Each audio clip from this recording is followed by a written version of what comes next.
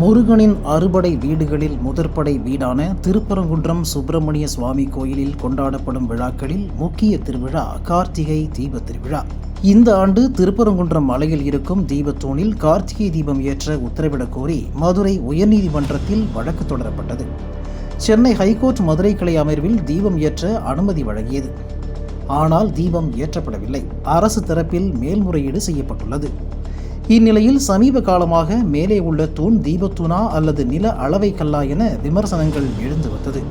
இன்று மாநில தொல்லியல் துறை அதிகாரி யதீஷ்குமார் தலைமையில் 7 அதிகாரிகள் காலை 8:45 மணிக்கு ஆய்வுக்காக மலை உச்சிக்கு சென்றனர்.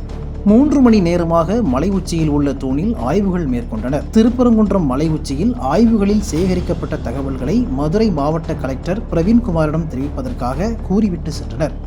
இந்த ஆய்வில் தீபத்தூண்தானா என விசாரணைக்கு தேவையான தரவுகள் சேகரிக்கப்பட்டுள்ளதாக தகவல் வெளியாகியுள்ளது. திருப்பரங்குன்றம் வழக்கில் மேல்முறையீடு நிலுவையில் இருக்கும் நிலையில் ஆய்வு நடத்தப்பட்டுள்ளது முக்கியத்துவம் வாய்ந்ததாக பார்க்கப்படுகிறது.